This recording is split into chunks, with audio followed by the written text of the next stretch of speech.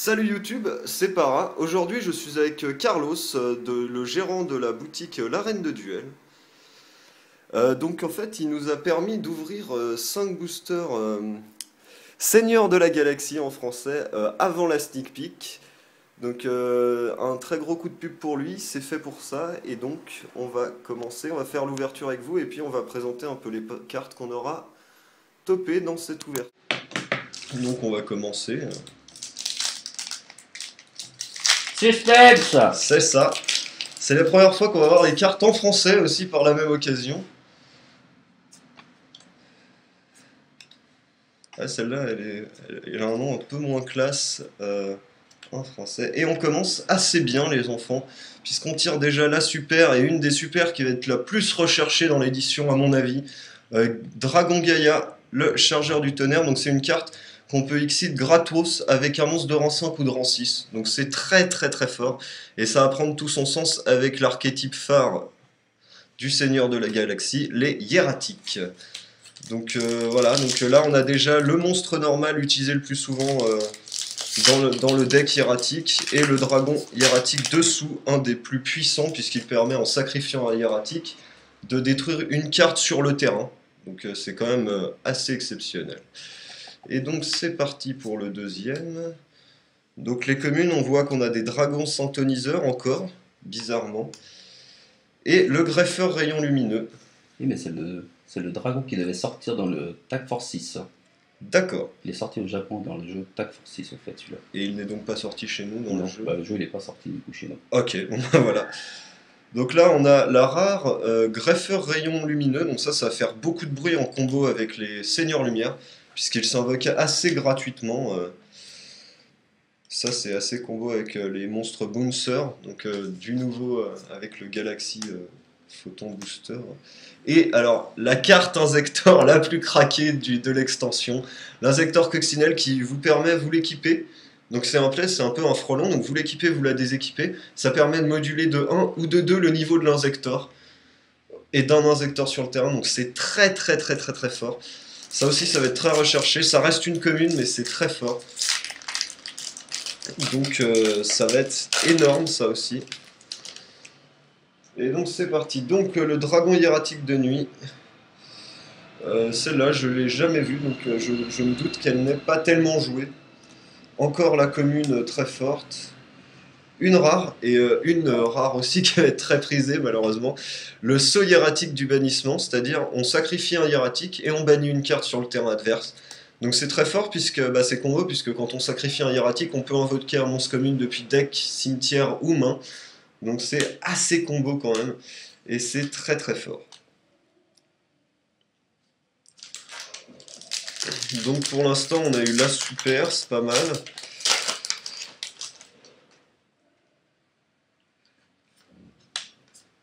L'insecteur luciole, ça va être sympa aussi.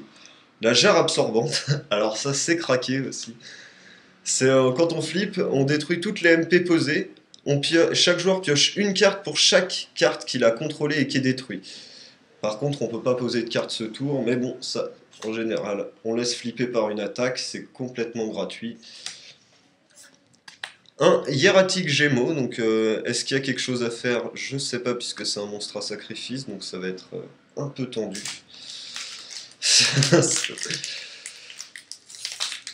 Un Gémeaux, il reste normal comme le cimetière. C'est ça. Et puis c'est un niveau 6, donc ça peut être peut-être combo. Et donc on a un autre hiératique qui va être très très fort, le dragon hiératique de Nakbeth. Ça c'est très fort parce que ça a 2000. On peut l'invoquer spécialement depuis la main en sacrifiant un hiératique, donc du coup c'est combo, on l'invoque, on invoque un hiératique normal de niveau 5, on peut faire un tirage gratuitement par exemple, donc ça c'est très fort. Un lame bouncer, une dame... Ah, un Evoltic Lagucho, c'est nouveau Evoltil. Encore flèche roquette express en rare, et on a un insecte en ultra ce coup-ci qui est Bitron. Donc je ne connais pas cette carte. On peut envoyer une carte magie que l'on fasse recto, que l'on contrôle au cimetière pour cibler un insecte max niveau 4 dans le cimetière, l'invoquer spécialement en position de défense. Quand même très fort. On peut faire ça qu'une fois par tour, mais c'est quand même assez fort je trouve. Donc voilà. Donc on a eu ce monstre, l'Ixit sûrement la plus recherchée de l'extension, et ici on a la carte promo, le monstre normal, le chevalier noble, Arto... Artorigus. Ouais. Donc voilà, donc on se retrouve tout de suite, on va vous faire une petite explication des archétypes et des cartes. A tout de suite. Re-salut YouTube. Donc on est toujours avec Carlos. On va vous faire une petite présentation donc, de ce qu'on a eu un peu et puis on va vous expliquer un peu. Donc on commence par la super carte promo. Donc c'est un guerrier 1008-1008 niveau 4 lumière, donc ça peut être très très combo avec Rabbit et les héros en général pour faire des Shining très facilement. Alors tout simplement vous en invoquez deux avec Rabbit, faites Ninja Armure Lame, ça reste assez gratuit, vous pouvez taper à 4004 quoi. Ensuite ici on a les rayons lumineux.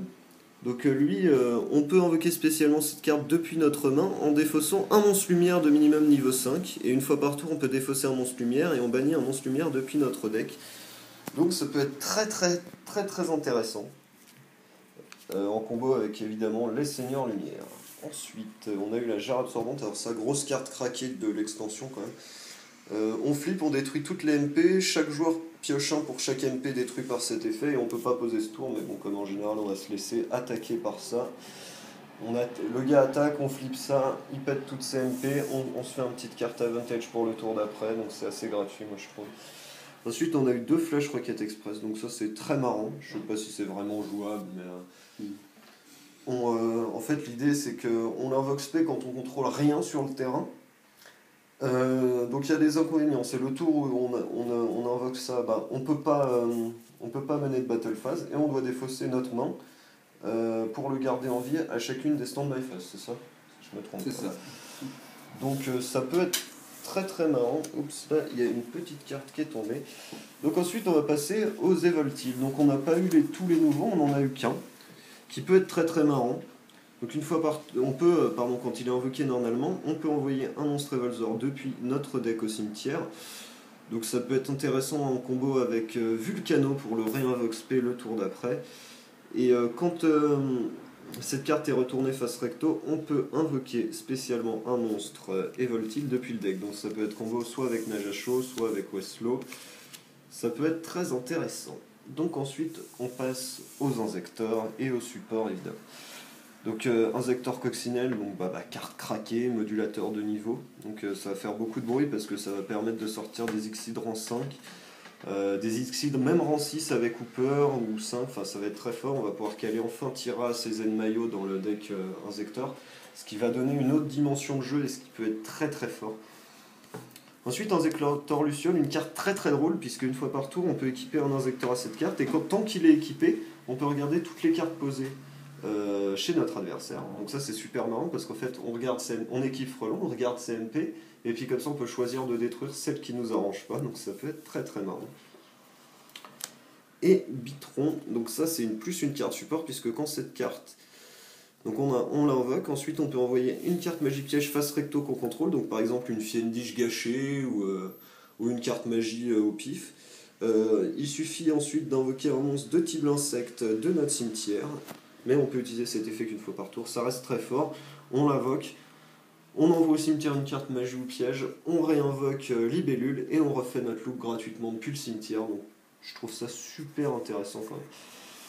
Donc voilà pour les injecteurs, c'est tout ce qu'on a eu là. Ensuite on a eu le super archétype Bouncer, qui a l'air très très marrant.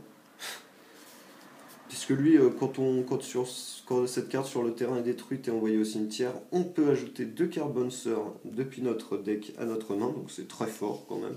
Bon après, c'est un peu chiant que ce soit un niveau 6, mais bon. Et on a eu la Bouncer, donc lui...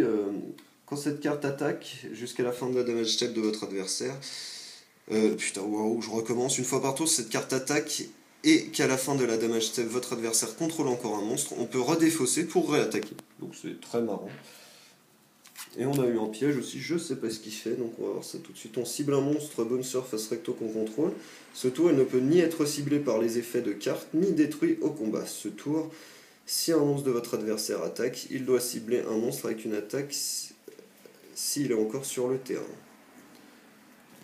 Donc voilà, ben c'est assez combo avec le Lame Bouncer du coup, puisque comme il peut pas être détruit au combat, sûrement combo avec d'autres cartes en quoi. Et donc on va passer à l'archétype, je pense, pour moi, celui qui va faire beaucoup de bruit, mais énormément de bruit dans le metagame pour ces prochains 4 mois. Ça va être les hiératiques. Donc archétype complètement fumé de dragon, encore une fois. À l'habitude de Konami, ils mettent vraiment en avantage les dragons. C'est complètement fumé, puisque en fait, tout simplement, on n'invoque jamais normalement, quasiment dans ce deck, et à chaque fois qu'il y a un monstre qui est sacrifié, on en spé un, normal, soit du deck, soit de la main, soit du cimetière. C'est-à-dire on peut faire des loops à l'infini. Donc c'est vraiment fumé. Celui-là par exemple, on peut l'invoque spé en sacrifiant un hiératique, donc déjà ça c'est assez gratuit, puisqu'après ça nous permet de réinvoquer un monstre normal, en plus c'est niveau 6, comme par hasard.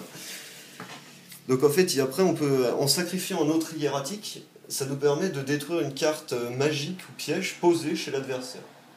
C'est quand même assez gratuit. Et je vous rappelle qu'on l'invoque en sacrifiant un hiératique, on invoque un monstre normal niveau 6, on fait son effet, on sacrifie un autre hiératique, on refait l'effet du hiératique sacrifié, ce qui nous fait 2 monstres normal niveau 6, ce qui veut dire le gros ton Xyz Noran 6... hiératique, je sais plus son nom, qui nous permet de détacher un matériel et d'invoquer spé un dragon depuis le deck, c'est-à-dire en général dragon son métallique. Hein. Donc très beau combo, ça c'est fort aussi, enfin, on va pas vraiment toutes les faire, surtout qu'on n'a pas eu toute la base, mais bon, ces deux-là vont être très très joués, ainsi que les deux communes ici, et on a eu une Xyz craquée encore. C'est le Dragon Gaïa, chargeur du tonnerre. Alors ça c'est très fort, puisqu'en fait soit on l'excite avec 2 rangs 7, soit on l'excite tout simplement avec un rang 6 ou un rang 5, je crois, c'est ça. Et donc je trouve que c'est assez gratuit comme carte du coup, et puis ça a 2006 et c'est perce défense, donc c'est très très loin d'être dégueulasse. Donc voilà. Ensuite, pour finir cette petite récap, on finit par des cartes très sympas. Donc ça c'est des petites cartes de support qui peuvent être très très drôles à jouer. Je pense pas très compétitives, mais qui peuvent être très très drôles. C'est-à-dire que tant que votre adversaire ne peut cibler aucun monstre dragon face recto qu'on contrôle avec une attaque, et cette carte sur le terrain, quand cette carte sur le terrain va être détruite, on peut envoyer un monstre dragon depuis notre main au cimetière à la place. Donc ça nous permet en fait d'éviter que nos dragons soient attaqués, surtout comme ils s'invoquent spé avec 0-0 en général. Ça permet de temporiser, tant de faire nos loops, donc c'est très sympathique. Donc la fameuse carte dragon influence, qui a priori est très sympa, puisque une fois par tour on peut cibler un monstre face recto qu'on contrôle, et jusqu'à la fin du tour il devient dragon, ce qui nous permet de sortir très facilement les synchros, il ne faut que des dragons. Ensuite, un petit truc support très très sympa aussi, c'est l'activation d'effet de monstre lumière ne peut pas être annulé, donc tout simplement Veiler ça marche pas, Fiendish ça marche pas, et Dolka non plus du coup. Et donc c'est ça qui peut être très fort. Et puis, bien sûr, le saut hiératique du bannissement, donc sa carte craquée, on sacrifie un hiératique, on cible une carte contrôlée par l'adversaire et on la bannit. Donc c'est-à-dire déjà, pourquoi c'est craqué? Parce que déjà on sacrifie un hiératique, c'est-à-dire ça nous permet d'invoquer spé en monstre normal, toujours, et ensuite on bannit quelque chose de l'adversaire. Donc par exemple, on a un monstre qui est pris par Fiendish, on le sacrifie, on bannit une de ses cartes posées, sa Fiendish est inutile, nous on spé un niveau 6, et en plus, on a le banisher en plus, donc c'est très très très fort. Je pense que ça va être peut-être joué à 1 en splash, parce que ça reste une carte très forte. Donc voilà un peu pour cette récap d'avant-première, avant l'avant-première. Et puis en espérant que ça vous aura plu, on vous dit à bientôt YouTube.